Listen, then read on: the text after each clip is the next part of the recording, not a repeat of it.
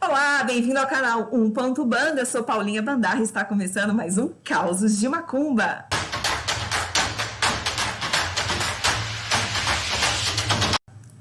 E hoje eu estou recebendo um grande professor, um grande babalorixá, uma pessoa que eu admiro muito, sou fã. Eu sou fã da forma como ele se comunica, dessa oralidade, que ele tem uma oralidade tão calma, que você consegue entender tudo mesmo que você não tenha conhecimento de nada. Ele é Márcio de Jagum, advogado, professor, babalorixá do Ilê Axé, Aiê Obaluaê, desde 2002, candomblecista e autor de vários livros. Vem cá comigo. Ori, a cabeça como divindade, que é esse que eu coloquei aqui, que é um favor para o mundo vocês terem esse livro. Euê, a chave do portal. Candomblé, casa de santo, casa da gente. Yorubá, vocabulário temático do candomblé. Esse livro, esse dicionário, esse livro, ele é desse tamanho, ele é incrível. E o mais recente, que eu quero que ele comente com a gente sobre esse livro, que é Candomblé em Tempos de Crise, que está, assim, sendo lançado agora. Nós estamos em setembro de 2020, ele está sendo lançado agora. Pai Márcio de Jagum, eu sou sua fã, uma admiradora nata, e quero agradecer a tua participação aqui, você ter aceitado chegar aqui nessa minha encruza. Humildemente eu agradeço e peço tua bênção. Paulinha, é um prazer muito grande. Que meu Pai Jagum nos abençoe. Peço a sua bênção também, assim como de todas e todos que nos escutam.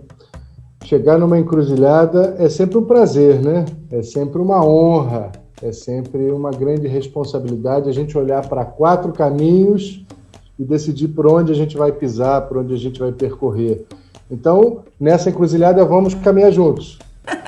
Vamos sim, pai. Você lançou um livro agora que tá maravilhoso, inclusive, o livro do Ori, pessoalmente, fisicamente, ele já é incrível. Eu já acho o livro incrível, ele é diferente, né? Ele é gostoso de pegar. Para quem gosta de livro que nem eu, de cheirar livro, de ter o livro, esse livro aqui é incrível, porque ele tem uma ilustração também maravilhosa, muito didático em algumas partes. E eu sei que o Candomblé em Tempos de Crise também vem com uma ilustração bem bonita, né? Olha aí. Lindo livro, lindo, lindo, lindo. A capa ficou maravilhosa, né? A parte de trás dele, assim, é uma belezura, né? Muito remetendo ao nosso pai Obaluaê, né, pai?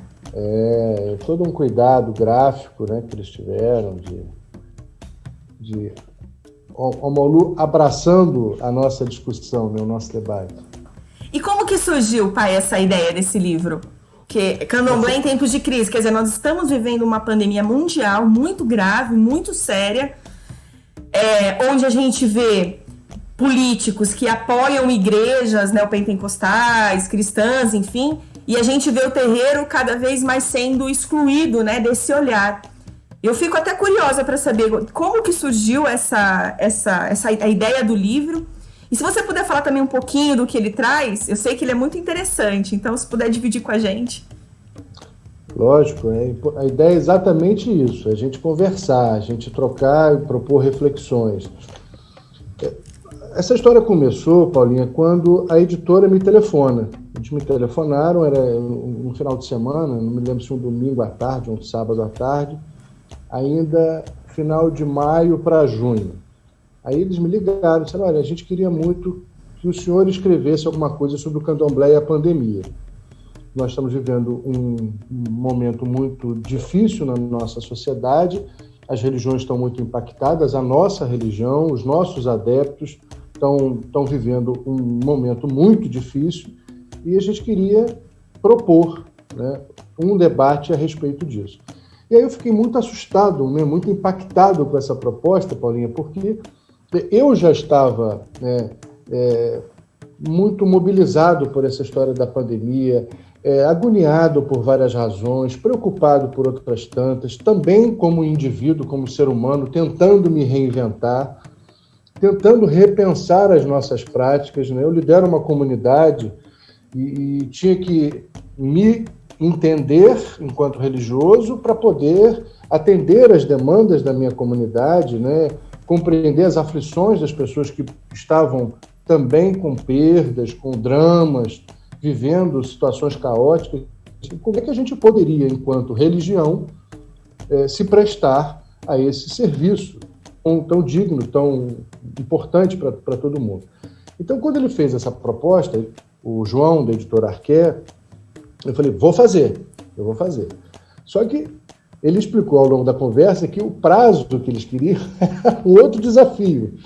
Escrever já seria isso, e o outro desafio era o prazo. Ele queria lançar em agosto, no mês de Obaloaiê. Eu falei, caramba, e agora? Eu comecei a fazer as contas de trás para frente. Nós estávamos em final de maio. Para a editora lançar em agosto, eu teria que escrever o livro até junho, para que tivesse o mês de julho para revisar, diagramar, ilustrar, imprimir e, finalmente, colocar à disposição em agosto. E aí eu falei, caramba, tem que escrever esse negócio rápido. Tem que escrever rápido. E eu me comprometi comigo mesmo, ninguém me prometeu, nem a editora me pediu isso. Eu botava o relógio para despertar todo dia às 5h30 da manhã e começava a escrever o livro todo dia às 5h30 da manhã. E sem sábado, sem domingo, sem feriado, direto. Disciplina de Exu, né, pai? Disciplina. Eu demorei entre a ligação do João, da editora, até o início da escrita, mais ou menos uns 4 a 5 dias. Eu comecei a escrever no dia 3 de junho e terminei no dia 23 de junho. Demorei 20 dias. 20 dias escrevendo. Mas eu precisei de um tempo para me concentrar, para me centrar e encontrar nessa grande encruzilhada da escrita, da conversa, do debate, uma vertente, uma linha, pelo menos, para a gente começar essa caminhada. E eu falei, eu não quero especificamente falar do candomblé com a Covid. A Covid está nos acometendo, a Covid está nos mobilizando, mas ela é uma das crises, ela não foi a única crise. E aí eu comecei a pensar, a ser intuído de que nós também já vivemos outros dramas enormes, iguais ou talvez bem piores. Né? Se a gente for comparar com a escravidão, por exemplo, o Holocausto Negro foi imensamente mais grave, mais tenebroso do que a Covid, sem querer desmerecer as dores de hoje. Mas a gente enfrentou, quer dizer, olha a pretensão, os nossos ancestrais enfrentaram a febre amarela, enfrentaram a gripe de 1918, vem enfrentando intolerância religiosa, vem enfrentando racismo, vem enfrentando machismo, vem enfrentando homofobia, vem enfrentando opressões de todos os níveis. Eu disse, então, eu não posso falar da crise de hoje se nós não reconhecermos as crises de ontem, e se nós não aprendermos com as crises de ontem. E para que a gente possa imaginar, propor reflexões sobre um candomblé de amanhã, a gente tem que compreender essa sincronicidade do tempo que a filosofia iorubá nos oferece. O tempo, para eles, não é linear, passado, presente e futuro. O tempo é sincrônico. O passado, o presente e o futuro coabitam, coexistem. E aí comecei a escrever. Cara, fantástico. Esse raciocínio que você fez, assim, ele é necessário, né, pai? Porque se a gente vai se apegar só ao que... E é isso, eu acho que a grande dificuldade das pessoas entenderem a gente não tem que se apegar só ao agora, a gente tem que entender tudo que... Candomblé, terreiro, né? É resistência também, né? Quanto que... Eu estava até comentando com meu marido outro dia, eu falei... Eles não podiam ter nada escrito, eles não podiam ter nada visual, porque era crime. Era crime. Paulinha, e você vê como essas coisas são coisas de Exu mesmo, né? O erro vira acerto e o acerto vira erro. Essa proibição da escrita, da comunicação, do registro, que para os opressores era uma estratégia de segurança, de garantia contra revoluções, contra levantes, contra, enfim, a existência, a permanência da cultura se transformou num grande acerto. Até porque essas populações, essas etnias já conheciam e já viviam a partir do sistema da oralidade. Note, Paulo, que quando a gente viveu recentemente o incêndio do Museu Nacional aqui no Rio de Janeiro, todos nós sentimos uma legítima dor pela perda de todo aquele acervo maravilhoso, de parte da nossa história. E aí a gente fica pensando, né? E esses homens e mulheres que vieram para cá escravizados e não puderam trazer um livro, depois que estavam aqui não podiam escrever, não podiam cantar, não podiam ter um arquivo, não podiam ter uma biblioteca, uma escola. E aí você observa, nós podemos notar o poder que a palavra tem, a força que a palavra tem, a garantia de que os corpos eram as escolas, os corpos eram os lugares de ensinar e de aprender, que a palavra ia tecendo a sabedoria por onde passava. Cada ebó se transforma num livro, cada obrigação é uma enciclopédia de saberes. Então, isso eles não conseguiram controlar. Os opressores não conseguiram queimar, incendiar, destruir, proibir, porque a palavra escreve nos corpos.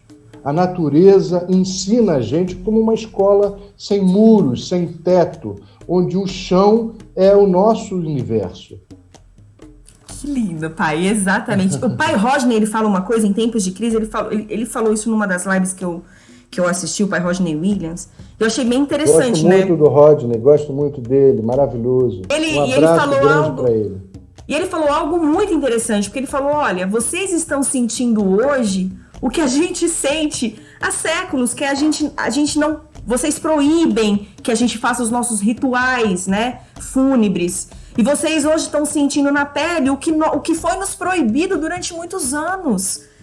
Que é exatamente isso, né? Olha só, hoje numa pandemia, se eu perder algum parente, eu não vou poder fazer o velório, eu não vou poder... tudo que sempre foi proibido ao povo de terreiro, né, pai? Outra questão importante, outro exercício importante que essa pandemia nos oferece é experimentar a dor do outro, né? Isso que o Rodney mencionou é uma pura realidade, triste realidade. Óbvio que a gente não quer que os outros sofram só para a gente ficar assistindo. Isso não basta, e eu sei que não foi isso que ele pretendeu. Mas foi um exemplo importante no sentido de que muitas vezes a dor do outro nos passa despercebida. Principalmente nós que temos a pele mais clara, não sofremos o impacto direto, o impacto do racismo. A intolerância religiosa, ela é vertical a todos que vestem branco, a todos que usam os elementos litúrgicos, mas em relação às pessoas de pele preta, sempre há um acirramento. Então, esse racismo religioso passa despercebido por muitos de nós. Nós negligenciamos as dores do outro. Não sepultar os nossos entes queridos, o que está acontecendo aqui, foi lembrado por ele, era um dado cotidiano para essas pessoas. Os corpos se acumulavam. Aqui no Rio de Janeiro, por exemplo, próximo ao Porto, há diversos registros históricos, não só em periódicos, mas também em arquivos, registros policiais, registros de reclamações às autoridades, de que o mau cheiro pela podridão dos corpos que se acumulavam até que fossem enterrados em valas comuns. E a gente sabe que, para essas etnias que cultuam a ancestralidade, o rito de passagem desta vida para outra vida é extremamente importante. É parte integrante da existência deles, né? Então, era uma violência a mais em relação a tudo aquilo que eles passavam. Portanto, esse é um dos pontos. Foi um grito, né? Nós estamos reclamando da nossa perda de liberdade dentro de casa. Dentro de casa, né? Com mais ou menos conforto, com melhores ou piores condições, mas nós estamos com o nosso teto, com o nosso chão, com as nossas condições de vida, e as pessoas que foram despojadas das suas casas, das suas pátrias, das suas famílias. Isso é muito sério. Então eu digo sempre que o candomblé surge de uma crise. O candomblé é uma religião brasileira que, inclusive, foi lapidada aqui a partir dessas dores. Eram etnias como os Fon, os chamados Jeje e os Urubais, inimigas históricas, que deram um grande exemplo de superação, de união e constituíram uma religiosidade praticamente juntos. Eles começaram a louvar, a dançar e a rezar juntos para deuses que no passado eram invocados contra os inimigos. Então, tudo isso já é um grande exemplo de religiosidade, de solidariedade, de superação, de generosidade, de acolhimento, né? A xenofobia que nos massacra quando a gente assiste a televisão e vê aquelas pessoas que foram aqueles homens e mulheres africanos, aquelas crianças que tiveram as suas terras, as suas pátrias subjugadas, destruídas, exploradas, aviltadas, e querendo entrar num país que fez isso durante séculos apenas para poder trabalhar, e são impedidos de entrar como se fossem os inimigos, como se fossem vírus, e não é verdade. Então, essa xenofobia, esse desrespeito já foi superado pelos nossos ancestrais como um grande exemplo. O candomblé dá exemplos de acolhimento, inclusive com as pessoas de pele branca. Né? Então, exatamente. A gente precisa entender o tamanho dessa generosidade, o tamanho desse senso de religiosidade que eles nos trazem. E aí no livro, Paulinha, eu vou falando exatamente sobre isso. Eu divido o livro em três partes. A primeira parte, não sei se dá para ver, a primeira parte é exatamente falando sobre o candomblé, uma religião que surge na crise. E surge o candomblé. Então é um capítulo em que a gente vai falando deste processo de amálgama, de junção de culturas, de etnias, aí caos, crise, abismo e recomeço, os percalços do caminho, as leis e as crises, 500 anos de perseguição, Exu e o gorro da controvérsia, porque Exu é esse que faz do erro o acerto e do acerto um erro. Na parte 2, eu cito, o título é A Pandemia. E aí eu cito a pandemia no mundo, no Brasil, questiono, né, o inimigo número 1. Quem é o inimigo número 1? Será que é o vírus? Ou será que somos nós, os humanos? Né? O candomblé na pandemia, e aí pensando o candomblé em sua essência, as 4 perguntas fundamentais, a força de Ori, o destino, o surgimento da doença na filosofia iorubá, o Jadiogun, o respiro da natureza, como os deuses da saúde podem nos ajudar, né? Onde está Deus, o corpo emocional, os processos curativos. E, finalmente, a parte 3, onde o título é O que vem após as pandemias. E aí eu falo das pandemias e dos seus legados, inclusive com exemplos históricos, né? As pandemias e as construções do candomblé, o candomblé pós-pandemia e as crises inacabadas, os desafios de hoje, de ontem e de amanhã. E a gente fala nas crises inacabadas exatamente disso, de situações dramáticas que já nos acometiam antes da Covid, e que vão continuar, infelizmente, como o racismo, o desrespeito aos idosos, as violências, o desamor, e como é que a gente vai passar pela pandemia com o compromisso de também superar essas crises que não foram acabadas. Axé. Então, olha, eu vou deixar o livro aqui, vou deixar no link aqui do vídeo no YouTube, vou deixar o link para compra. Para quem quiser comprar esse livro, eu vou deixar aqui o link da editora. Ainda não está disponível ainda em todas, né? Em todas as plataformas. Mas em breve vai estar. Mas eu vou, de qualquer forma, no dia que eu subir esse vídeo, eu vou deixar todos os links aqui, viu, pai? Para as pessoas poderem ter acesso, porque olha o que é história, o que é valioso, o que é a gente ter o olhar, principalmente nós de terreiro. A gente precisa ter esse olhar cada vez mais aguçado, né? A gente não pode ficar se conformando. Bom, falamos desse livro incrível, falamos de temas importantíssimos. E você disse há pouco sobre os nossos corpos, né? Os corpos vivos que a gente habita. E esse aqui é o quadro Causos de Macumba. Então eu queria escutar de você, pai, escutar seus causos, né? Como você chega, né, no candomblé, quais foram os momentos mais emocionantes ou engraçados, enfim, de dificuldades. A gente sabe que a gente passa por diversos momentos dentro de um terreiro, né? Enfim, fica à vontade aqui, eu quero escutar tuas vivências. Paulinha tem muitos causos. Eu me lembro de alguns, né?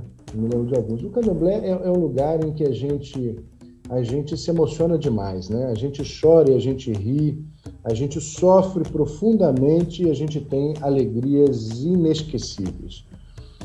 É um lugar, é uma dimensão, né? O candomblé é uma dimensão diferente, onde o tempo passa de uma outra forma, em que as relações sociais se constroem, se constituem de uma maneira tão diferente do que existe do lado de fora dos muros. O candomblé é um lugar muito especial, Então, a gente aprende nessa escola, né, que é o candomblé, numa modalidade muito diferente. Nós não somos colocados em salas cronologicamente organizadas, né? Aqui 5 anos, aqui 8 anos, aqui 10 anos. Os adultos vão aprendendo com as crianças vão aprendendo com os adultos, crianças e adultos aprendem juntos com os animais, com as plantas. Eu me lembro de muitos causos, uns engraçados, uns emocionantes. Eu me lembro uma vez da minha netinha Maê, filha da Equede Elaine e do Ebon Renato, lá de casa. Maê tinha uns 3 ou 4 anos, por exemplo, e todo dia, à noite, a gente saía para levar o meu cachorro à noite para fazer as necessidades na rua, e lá em Pedra de Guaratiba, que é um lugar muito tranquilo ainda, a gente fazia essa caminhada, ia sempre um grupo. Nesse dia, a Maê que nos chamou. Aí fui eu, a Maê, o Luke, o meu cachorro, e mais algumas pessoas, a gente está caminhando. De repente, ela para diante do bambuzal. Fala, vô, esse aqui é o bambuzal de Mamãe Iansã. Eu falei, é isso mesmo. Aí eu disse, pois é, você sabe como é que se fala bambu em Yorubá? Ele disse, não, isso é o aparum. O bambu é uma árvore, é uma planta de Iansã, que é muito instrutiva para a gente. O bambu ensina para a gente a ter paciência, a gente a ter calma, a entender que a gente tem que se curvar diante do vento, deixar a tempestade passar. Ela diz assim, agora eu entendi porque o senhor disse para minha mãe tomar banho de bambu. Eu falei, por quê?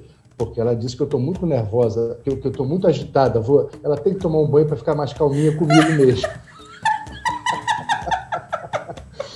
E aí já emendou aquela de criança, vambora, vô, que o Luke está fazendo xixi no oparum de Mamãe Iansã. E assim a gente vai vendo e a gente vai percebendo como é que as crianças também associam e aprendem com a natureza. Eu me lembro também um outro caso muito engraçado, um menino que frequentava lá em casa, ele se apresentava como Léo. Pretinho. O Léo, ele era egresso de uma instituição dessas de menores, né? E não tinha família, estava querendo se agregar, se sentir acolhido, ser criança, embora já tivesse seus 18 anos. E um dia ele pediu para eu jogar para ele. Eu falei, tá bom. Aí eu joguei. Foram prescritos alguns ebós e tal. E quando a gente fez os ebós, a gente estava cantando a reza. Sara iê ebokunã, Sara iê ebokunã. Bom, ele muito atento, fizemos tudo, depois a gente foi almoçar. E aí, enquanto a gente estava almoçando, eu perguntei, então, Léo, como é que você está se sentindo? Você está bem? Qual é a sensação que você tem? Ele falou, eu estou me sentindo muito bem, pai Márcio, muito bem. E aquela música também me fez muito bem. Eu falei, é a música? Por quê? O que te tocou a música? Não, eu achei a música bonita, né? Iemanjá não é bobo, não. Iemanjá não é bobo, não. Todo mundo riu, claro, não teve jeito, todo mundo riu. Mas de uma certa maneira... Esse é dos meus, adorei o Léo. Léo, você é dos meus, eu troco tudo também. Tá tudo certo. E a gente percebeu, quer dizer, de uma certa maneira, embora ele tivesse criado uma outra letra para a música, ele sentiu que foi acolhido, ele se sentiu protegido, ele sentiu. O importante é que ele sentiu. E quanto mais a gente vai vivendo, aprendendo, trocando, a gente vai percebendo que o candomblé é assim, nos ensina de todo jeito, das formas mais inusitadas, das formas mais inesperadas, né? Todas as práticas, todo o cotidiano da gente significam algo para alguém. A gente, às vezes, não se dá conta de como pequenas palavras, pequenos exemplos, pequenos gestos vão sendo introjetados nas pessoas, ajudam a compreender a memória, a história. Me lembrei de um outro caso, do Adriano, filho de Carol de Oiá. Eu estava limpando um pouco as plantas lá do terreiro, tirando os excessos, as folhas secas e tal, e o Adriano estava brincando assim no chão, até que eu fiquei fazendo isso uns 30, 40 minutos, ele também, cada um no seu mundinho. Até que eu cheguei perto dele e tal, e falei, Adriano, tá brincando? Tá gostando da brincadeira e tal? Ele, tô sim, vô. Aí nós nos aproximamos do Ileibó, que é o lugar onde a gente faz as cerimônias para os ancestrais e tal. Ele falou, que casinha é essa? Eu falei, essa aqui é a casinha onde moram os nossos ancestrais, onde a gente lembra deles e tal. Ele falou, eles moram aqui dentro? Adriano devia ter uns 5 anos. Eu disse, não moram aqui, mas as nossas memórias ficam aqui. Ele falou, engraçado, o meu avô já morreu, mas o meu avô, eu lembro dele diferente, eu não preciso dessa casinha aqui. Eu lembro do meu avô cantando para Oxalá, porque o avô dele era de Oxalá. Então, todas as vezes que eu estou me esquecendo do meu avô, eu lembro a cantiga de Oxalá e sinto o meu avô esquentando o meu coração. Lindo, né? Todas as vezes que eu me lembro de Oxalá, eu também me lembro do meu avô. Eu sinto ele pertinho de mim. E naquele momento, sabe, Paulinha, eu entendi que ele entendeu que a nossa memória é viva, que os nossos ancestrais não morrem. Perfeito. E chamar o candomblé de uma religião ancestral é isso, é revivê-los cantando, revivê-los rezando, ressuscitá-los sem que haja necessidade deles morrerem na nossa memória. Então, essa prática do candomblé, essa sabedoria do candomblé, ela está presente. Realmente a gente não precisa escrever isso, a gente precisa sentir isso. Sentir. É isso, pai, que lindo. Eu fiquei emocionada com o Adriano, porque quando meu pai carnal faleceu, eu lembro que me deu muito medo de esquecer, né? Eu falava, vou esquecer, meu pai, as coisas que ele falava comigo. É óbvio que a gente sente aquela saudade do físico, às vezes do abraço, mas ele é tão vivo na minha vida. E aí a hora que o senhor contou essa história do Adriano, me lembrou essa sensação mesmo de eu sentir meu pai muito vivo, né? De como eu me conecto com esse ancestral que é tão, tão caro assim para mim, através dessas memórias, através, né, desses sentimentos, dessas emoções. E lembrando do Iemanjá, do Leozinho, teve um irmão nosso, PH Alves, de Umbanda, que ele conta quando ele foi no terreiro a primeira vez, numa gira de Exu, no terreiro de Umbanda, e ele falou que ele escutou o pessoal, né? Laroie Exu, Exu é Mojubá, mas ele entendia, Laroie Exu, Exu é bom demais. Não deixa de ter razão, né? Ele estava certíssimo, porque Exu é parceirão, é bom demais mesmo. É incrível mesmo, e eu acho muito bonito isso que o senhor falou sobre o mais velho também aprende com o mais novo, né? Essa troca. Pois é, aprende muito, eu aprendo muito com as crianças, aprendo muito com os idosos, aprendo muito com os jovens, aprendo muito com a natureza, aprendo muito com os meus erros, aprendo muito, tento aprender. E só para a gente terminar, eu me lembro agora do Vinícius. Vinícius tinha uns 10 anos, mais ou menos. Vinícius nasceu prematuro, com 6 meses, e logo no início foi uma preocupação enorme para a mãe dele, se Vinícius ia sobreviver, se não ia. Foi uma apreensão de toda a comunidade, de toda a família. E Vinícius sobreviveu. Vinícius é de Oxumaré. E, periodicamente, a gente fazia e faz essas conexões rituais entre ele e Oxumaré, enfim. E nessa data, nessa ocasião, ele estava conversando. Vinícius tem uma articulação muito interessante. Aí chegou e falou assim, me chama de tio Márcio, porque ele é filho da minha cunhada. Ele dizia, ô tio, como é que esses orixás chegaram no terreiro?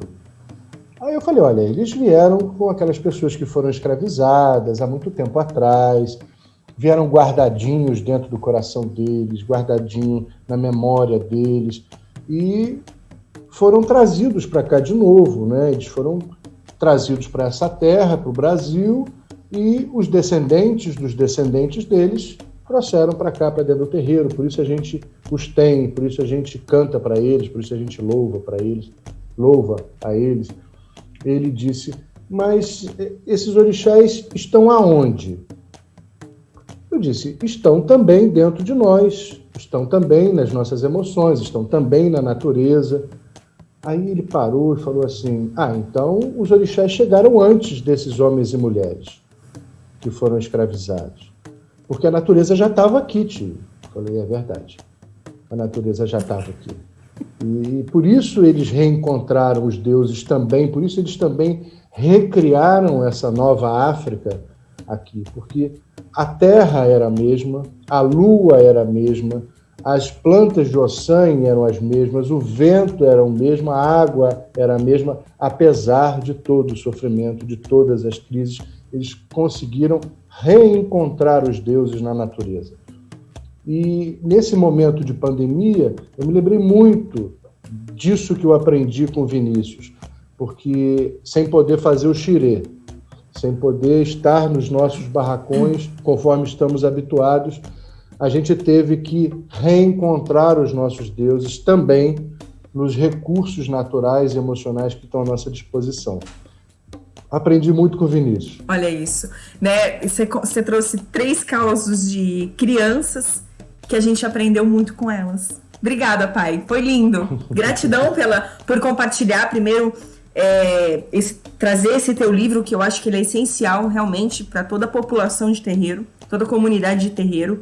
Não só do candomblé, né? A gente aprende muito, né? Mas para quem é umbandista, para a gente entender como somos vistos, como vivemos, a gente precisa de mais literaturas assim, a gente precisa de mais conhecimento assim.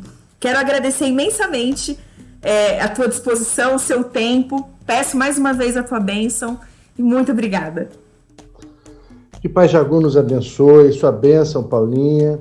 E só para a gente despedir, né, se despedir hoje, eu quero ressaltar o como é importante a gente estar com as nossas crianças dentro do terreiro. As nossas crianças têm direito de compartilhar conosco. O candomblé, a umbanda não são torturas. E quando eu escuto as pessoas dizendo assim, não, eu não quero isso para o meu filho, eu digo, mas então que visão, que sentimento você tem dessa religião? A nossa religião é libertária, a nossa religião é de paz, é de amor, é de família, é de livre-arbítrio. Então, ofereça isso para o seu filho, deixe ele participar disso, caso ele queira. Se ele não quiser também, temos que respeitar. Mas o terreiro é lugar de criança, o terreiro é lugar de renovação. A infância é tão importante para a gente que a gente não pode ser babalorixá se a gente não experimentar a infância de novo, porque a gente tem que voltar ao útero materno, no roncó, a gente tem que renascer. Se a gente não reaprender a ser criança, a gente não pode nem ser sacerdote. Então, a infância, para a gente, é sagrada. A gente cultua Ibeje, a gente relembra a criança que está dentro de nós, que às vezes a gente vai abafando pelas nossas dores, pelas nossas vivências, pelas violências que a vida vai nos oferecendo, mas essa criança precisa sair de nós, ela precisa dispor de nós. A gente pede consulta às crianças dentro do terreiro. Os hereis são divinos, eles orientam os adultos, independentemente da idade. Então, vamos lembrar que, para nós, nas religiões de matriz africanas, infantilidade não é xingamento, infantilidade é elogio. Axé, salve a Ibejada, axé, pai. Sua bênção, Estamos no mês viu? de setembro, né? Estamos no mês de setembro. Não tem como não falar das crianças, né? E de curar também essas feridas, né? Que a gente, às vezes, nem lembra que teve na infância. É esse o momento, é a gente olhar para isso e curar também essas dores que muita gente carrega na infância, né? Você falou uma coisa muito importante, Paulinha. Isso, além de tudo, é terapêutico. E toda vez que a gente bota essa criança para fora, que a gente ri como uma criança, a gente também está expurgando os males, as indigestões do passado. Axé.